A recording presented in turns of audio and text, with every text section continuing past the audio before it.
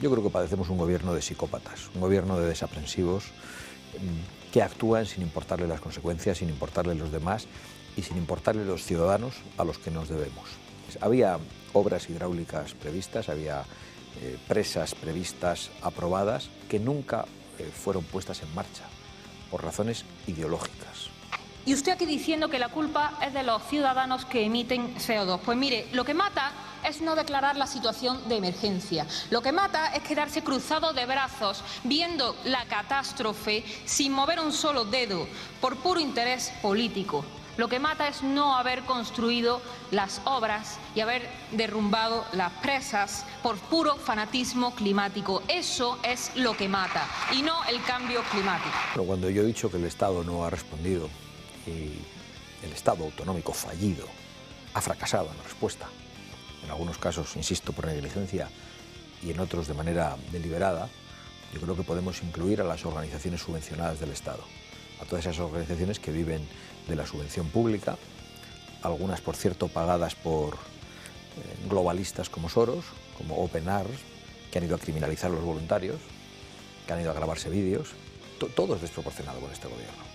Por eso a este gobierno hay que hacerle un acoso y derribo, hasta que se vayan, hasta que devuelvan la voz a los españoles a los que han engañado durante 2 elecciones consecutivas sobre sus pactos, sobre la amnistía.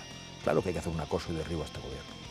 Creo que hay cosas todavía peores que la negligencia, y es la actuación criminal, deliberada, en no enviar ayuda desde el primer momento. ¿Cómo es posible que un gobierno, un Estado, unas administraciones que saben hasta la talla del calzoncillo que llevamos, que saben perfectamente lo que pagan los ciudadanos en impuestos, lo que evaden, que actúan inmediatamente en cuanto uno se salta un semáforo, un Estado que es tan tremendamente eficaz para perseguir a los ciudadanos, un Estado que tiene toda la información, que tiene todos los mecanismos, a través de la meteorología, de la inteligencia, de la policía, de la protección civil, para tener toda la información en tiempo real, no actuara inmediatamente? ¿Cómo es posible que eludieran las leyes que les obligan a asumir el mando y no enviaran al ejército inmediatamente?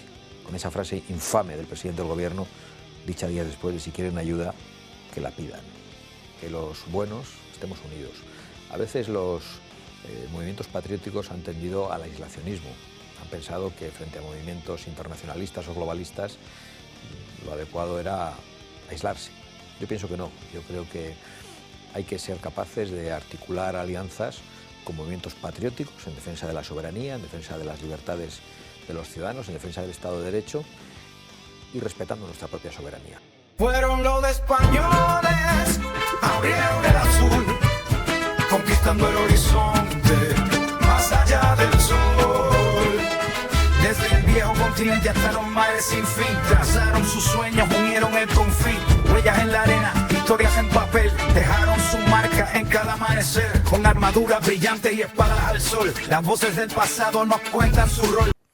Bueno, nosotros hemos entendido desde el principio que el gobierno no socorrió a los valencianos y no lo hizo por razones políticas, porque el gobierno regional era de un signo contrario al gobierno de la nación y quisieron echar toda la responsabilidad sin dar ningún tipo de ayuda a ese gobierno regional. Es decir, actuaron políticamente y provocaron que la tragedia fuera mucho mayor en el momento de la tragedia, pero también hay que hablar de las responsabilidades previas.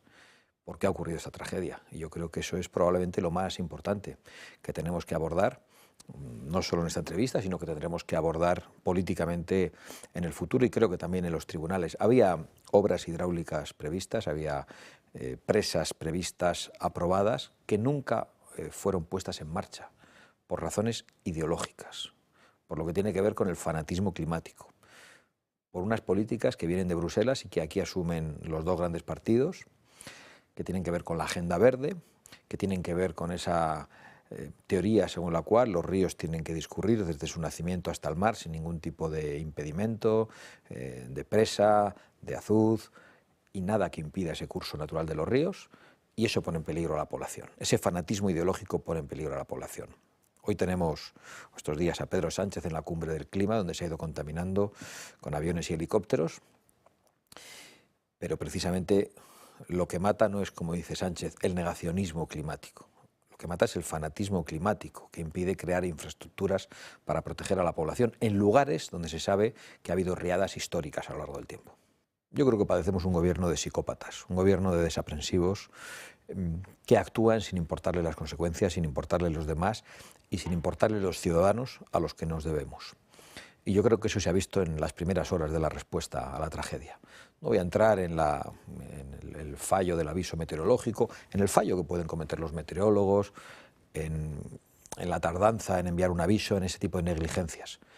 Creo que hay cosas todavía peores que la negligencia, y es la actuación criminal, deliberada, en no enviar ayuda desde el primer momento. ¿Cómo es posible que un gobierno, un Estado, unas administraciones que saben hasta la talla del calzoncillo que llevamos, que saben perfectamente lo que pagan los ciudadanos en impuestos, lo que evaden, que actúan inmediatamente en cuanto uno se salta un semáforo, un Estado que es tan tremendamente eficaz para perseguir a los ciudadanos, un Estado que tiene toda la información, que tiene todos los mecanismos a través de la meteorología, de la inteligencia, de la policía, de la protección civil, para tener toda la información en tiempo real, no actuara inmediatamente? ¿Cómo es posible que eludieran las leyes que les obligan a asumir el mando y no enviaran al ejército inmediatamente? Con esa frase infame del presidente del gobierno, dicha días después de si quieren ayuda, que la pidan. Esa frase propia de un psicópata.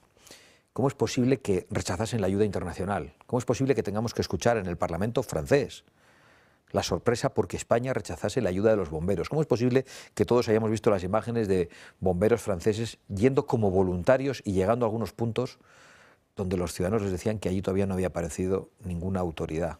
No solo ninguna autoridad útil, no digo ningún político, ningún policía, ningún bombero, ningún guardia. ¿Cómo es posible que el Estado no apareciese por ningún lado y a la vez rechazase la ayuda de terceros? ¿Cómo es posible que se rechazase la ayuda también del presidente Bukele, que finalmente ha ayudado en otra catástrofe natural en otro país? ¿Cómo es posible que se criminalizase a los voluntarios, se dijese que no hacían falta? O sea, ¿cómo es posible que fueran a sacarse en ese contexto una foto al epicentro de la tragedia y pretendieran que les aplaudieran el presidente del gobierno? Y ahora quieren que desde los balcones los españoles aplaudan al Estado. Es decir, que aplaudan no al Estado, no a los servidores públicos, porque Sánchez se esconde detrás de ellos, igual que se esconde detrás de las víctimas para decir que hay que aprobar sus presupuestos en este momento, y utiliza como rehenes a las propias víctimas de la tragedia. Y ahora nos dice que hay que salir a los balcones a aplaudirle. No se puede actuar de una manera tan criminal, tan insultante y tan psicopática. Yo dije en el Parlamento hace ya unos meses que lo peor de Sánchez estaba por llegar, y lo estamos viendo, lo están padeciendo los españoles, y probablemente me quedé corto en las previsiones. Esto por parte del Gobierno central, pero ¿y el autonómico? ¿Considera que Carlos Mazón también es parte responsable en toda esta gestión? Es evidente que tiene una responsabilidad el Gobierno de la Generalidad de Valencia, es evidente, sin ninguna duda, pero yo creo que es muy importante distinguir entre la negligencia, la torpeza, la incapacidad, por un lado, y la actuación criminal y la mala fe, por otro lado. Y creo que eso en estos momentos es esencial decirlo. Y creo que el mayor error, aparte de no avisar a tiempo y de el entorno del presidente de la Generalidad, que evidentemente actuó con incompetencia, el mayor error fue comparecer con el presidente del gobierno y darle las gracias por su rápida respuesta, aparentemente secuestrado por el presidente del gobierno.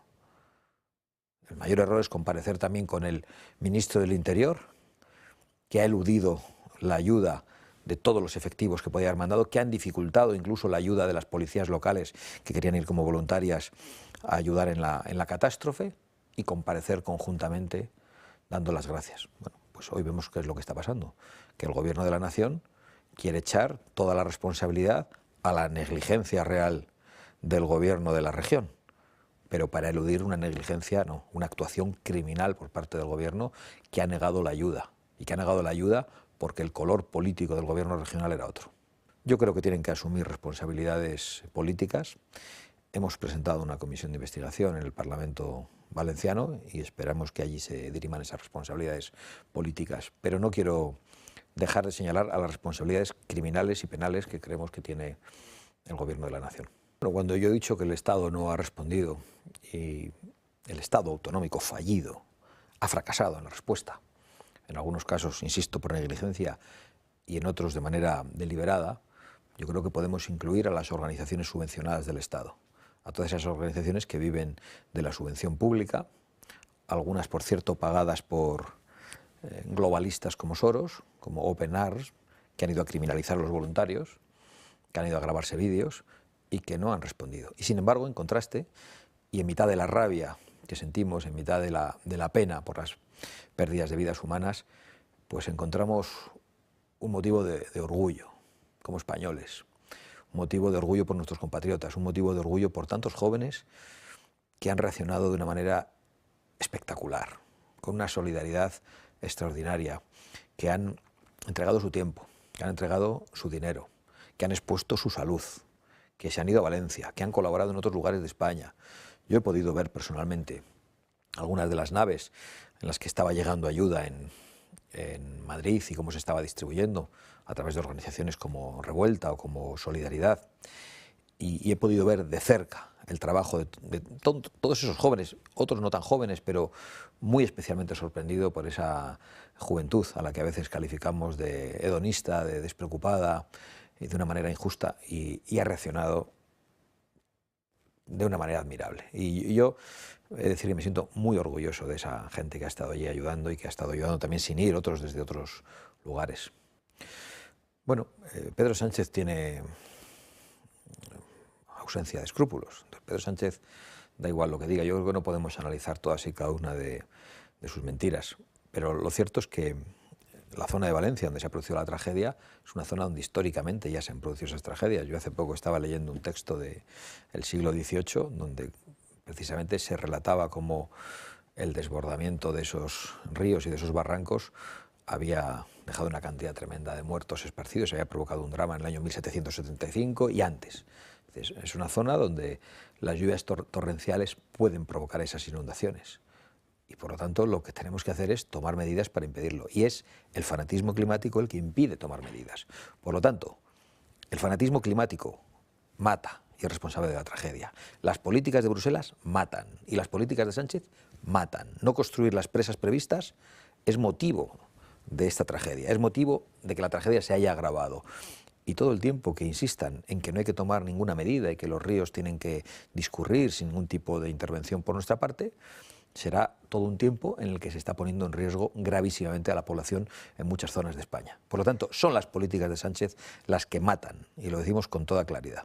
En esos mismos términos se ha pronunciado esta misma mañana Pepa Millán en el Congreso de los Diputados en esa comparecencia de Ángel Víctor Torres. Si le parece, la escuchamos y ahora lo comentamos.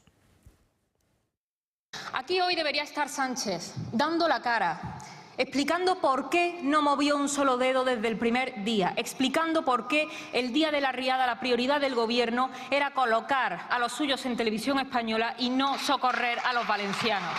Y usted aquí diciendo que la culpa es de los ciudadanos que emiten CO2. Pues mire, lo que mata es no declarar la situación de emergencia. Lo que mata es quedarse cruzado de brazos viendo la catástrofe sin mover un solo dedo por puro interés político.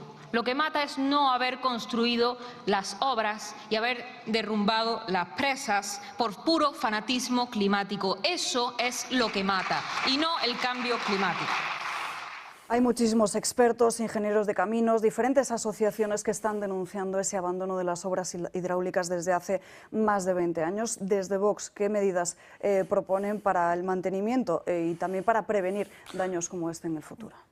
Bueno, pues poner la protección de los ciudadanos en manos de los ingenieros de caminos, en manos de los expertos y no en manos de los ecocriminales. Estén en las asociaciones o en los parlamentos. Y hoy estamos en manos de ecocriminales a los que no les importa la población, que están fanatizados, que tienen unas ideas que han convertido en una religión, que insultan a todo el que no asume sus posiciones sobre el fanatismo climático y que son responsables de esta tragedia. Y por eso decimos que Sánchez tenía que haber estado hoy ahí, en el Parlamento, dando la cara. En vez de intentar fotografiarse en mitad de la tragedia, tenía que estar en el Parlamento, dando la cara ante los españoles. Pero hace mucho tiempo que elude el control parlamentario. Sánchez lleva semanas sin acudir al control parlamentario los miércoles. Yo llevo sin poder preguntar al presidente del Gobierno, como tercer partido de España, pues desde hace varios meses. Y yo creo que eso demuestra la autocracia hacia la que nos conduce el Partido Socialista y Pedro Sánchez. Hoy tenía que estar ahí Sánchez, pero tenía que estar Teresa Rivera también, porque es responsable precisamente del control de los cauces, es responsable de las políticas que estamos denunciando. Y hoy nos la quieren colocar como comisaria en la Unión Europea. Esperemos que eso no ocurra. Esperemos que el Partido Popular Español sea capaz de hacer que el Partido Popular Europeo no nombre como comisaria a esta señora que es responsable de esta tragedia. Si lo logra, que lo dudamos, pues le daremos la bienvenida a la oposición. Si el Partido Popular Español se limita a votar en contra del nombramiento de Teresa Rivera, pero el Partido Popular Europeo la nombra, pues tendremos que decir que estamos ante una estafa del Partido Popular, salvo que el Partido Popular Español abandone el Partido Popular Europeo. Es una cosa suficientemente seria como para que no nos tomen el pelo, como para que no nos estafen y para que todas las cartas estén encima de la mesa. Pero esperamos que el Partido Popular Español de una vez haga oposición y de una vez defienda los intereses de España y de una vez deje de recibir instrucciones de Bruselas y de una vez abandone las políticas suicidas del fanatismo climático y las políticas verdes de von der Leyen, de Rivera y compañía, porque esto lo comparten todos. Y que de una vez se imponga en el Partido Popular Europeo y diga que esa señora no se la nombra. Bueno, yo de este gobierno lo espero todo. Este es un gobierno sumido en la corrupción. La señora, el hermano, el número 2 del presidente del gobierno están imputados. No sé cómo el presidente del gobierno no está imputado todavía. Debería estar imputado por muchas razones y debería estar sentado en un banquillo. Por lo tanto, cualquier cosa que haga Teresa Rivera no sorprende. A mí lo que me sorprende es que haya tenido que producirse una catástrofe para que el Partido Popular Español se dé cuenta de que hay que intentar impedir el nombramiento de Teresa Rivera. Digo, impedirlo, no hacer como que se impide. Eso es lo que me sorprende más. Claro, hemos ido a unas elecciones europeas donde el Partido Popular y el Partido Socialista debatían como si fueran totalmente contrarios. Inmediatamente después han llegado a un acuerdo de gobierno populares y socialistas en la Unión Europea. Y acaba de ocurrir esta tragedia que probablemente les ha sacado a todos las vergüenzas a flote. Se ha retrasado la comparecencia de Teresa Rivera, pero para nosotros no es suficiente. Nosotros no queremos un teatrillo para que pase el tiempo. Hemos visto hoy la intervención del representante del Partido Popular en el Congreso y francamente era una intervención en la que parecía que estaban incómodos atacando al gobierno. Hemos escuchado al portavoz del Partido Popular diciendo que no iban a hacer un acoso y derribo al gobierno. ¿Cómo no vamos a hacer un acoso y derribo a este gobierno responsable de tantas cosas malas en España? Si no son la oposición, que lo digan a los españoles, que se quiten de en medio y que nos dejen a nosotros. Es evidente que estamos ante un abuso de poder y ante un uso de las instituciones al servicio de un partido y, lo que es peor, al servicio de una familia. Pero no sorprende tampoco, porque hemos visto a este gobierno romper relaciones diplomáticas con un país amigo como Argentina solo para defender el nombre de la esposa del presidente del gobierno, que no forma parte de las instituciones del Estado. Y hemos visto a ese mismo gobierno no romper las relaciones diplomáticas con Colombia cuando el presidente de Colombia insultó a España antes de tener una intervención en el Congreso de los Diputados, aplaudida por Partido Popular y Partido Socialista, y de recibir, por cierto, una medalla en el Ayuntamiento de Madrid. Ahí no se rompen relaciones diplomáticas cuando el insulto de Petro, del terrorista Petro, era contra todos los españoles. La intervención de Javier Milei era en relación a la presidenta, a la mujer del presidente del gobierno, que no es una institución. Es evidente que el Partido Socialista y que Pedro Sánchez van a usar todas las instituciones a su servicio sin ningún tipo de límite, como lo hacen hoy con un dispositivo de seguridad claramente desproporcionado para acompañar a la señora del presidente del gobierno, para impedir que sea fotografiada, cuando no hay ningún tipo de riesgo, ni se lo deseamos. Lo que deseamos es que estén en un banquillo. Ambos. Lo que deseamos es que asuman sus responsabilidades penales. Lo que deseamos es que los corruptos paguen y que dejen de ser los españoles los que tienen que pagar a este sistema político que les ha abandonado. Eso es lo que queremos. No es que queremos que nadie vaya desprotegido, pero parece una desproporción absolutamente todo. Las protecciones cuando acude a declarar, las visitas internacionales con agenda propia a visitar universidades, que parece un insulto y que demuestra hasta qué punto a Pedro Sánchez no le importa nada y no tiene ningún tipo de decoro. Todo es desproporcionado con este gobierno. Por eso a este gobierno hay que hacerle un acoso y derribo hasta que se vayan, hasta que devuelvan la voz a los españoles a los que han engañado durante 2 elecciones consecutivas sobre sus pactos, sobre la amnistía. Claro que hay que hacer un acoso y derribo a este gobierno.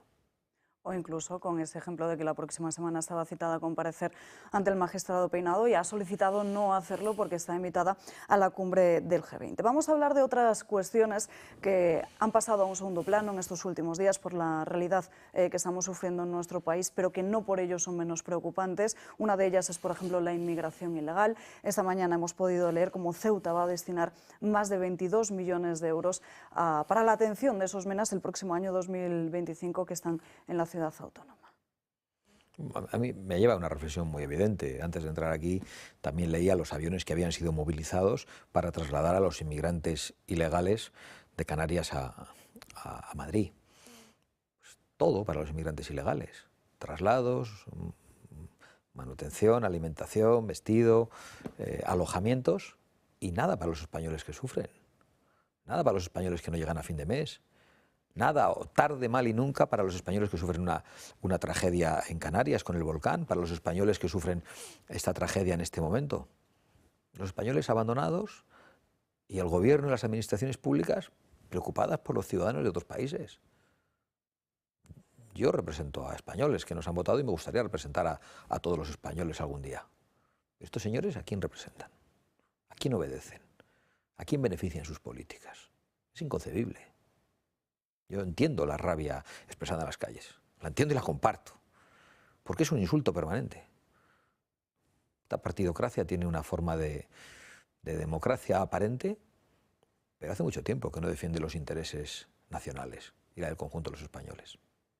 Esa oleada de inmigración ilegal también se ha convertido en estos últimos días en una especie de violencia antisemita que recorre las calles de toda Europa. Lo vimos la semana pasada en Ámsterdam, también en Estocolmo. Incluso hay preocupación por lo que pueda suceder este jueves en Francia. La situación en Oriente Medio también es muy preocupante y, sin embargo, estamos asistiendo a un momento en el que parece que Europa sigue estando alineada con un grupo terrorista y dejando a un lado o dando la espalda a una democracia como Israel. Bueno, yo creo que cualquiera que se haya detenido a ver lo que pasó el 7 de octubre y el tipo de crímenes que se cometieron contra la población en Israel, crímenes impulsados desde Irán, con los ataques coordinados de organizaciones terroristas como Hamas y Hezbollah, que son organizaciones dependientes de Irán, aliado de Venezuela, aliado de Putin. Cualquiera que viera la naturaleza de esos crímenes absolutamente horrendos y satánicos debería ser consciente de qué lado hay que estar. Debería ser consciente desde qué punto el islamismo extremista está dispuesto a todo en Israel y en Europa. Y en Europa ya lo estamos padeciendo. Y si no somos conscientes y vemos aquí a los islamoizquierdistas siempre del lado incorrecto de la historia, pues lo padecerán las poblaciones en el futuro. Ya lo están padeciendo en toda Europa. Y nosotros hemos lanzado la voz de alerta hace mucho tiempo. No se puede seguir tolerando esta inmigración masiva, esta invasión islamista que viene de algunos lugares y que pone en riesgo absoluto nuestra manera de vivir, nuestra seguridad, nuestras libertades, la seguridad de las mujeres muy especialmente. Nuestra posición es muy clara y no tengo ninguna duda de que esa posición se abrirá paso y que esa posición será apoyada mayoritariamente por los pueblos, como ya lo es en muchos sitios de Europa. Están cambiando las cosas en el mundo. Vemos de nuevo cómo Donald Trump ha obtenido la victoria en Estados Unidos y eso también va a tener un efecto, sin ninguna duda. Hablemos de Estados Unidos. ¿Cómo considera que va a cambiar el mundo esta nueva era trumpista después de una victoria electoral que además contra todo pronóstico?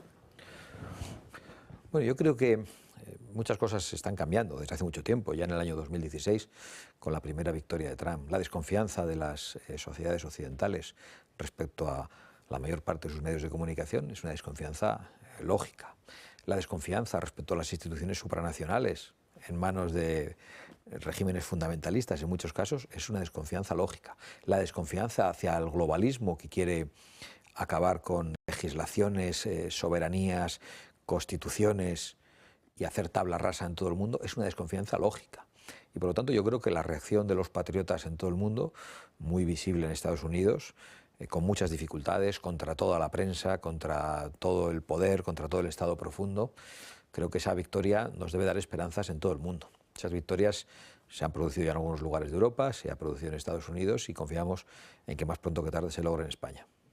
Y esa fuerza de los patriotas, de los conservadores, también se va a ver en esa CIPAC que va a producirse el próximo 4 de diciembre. Usted ha sido invitado por el presidente de Argentina, por Javier Milei. Se trata del mayor encuentro de conservadores de todo el mundo. No sé qué espera de esta próxima cita. Bueno, yo creo que es muy importante, lo he dicho en otras ocasiones, que los buenos estemos unidos. A veces los movimientos patrióticos han tendido al aislacionismo. Han pensado que frente a movimientos internacionalistas o globalistas lo adecuado era aislarse.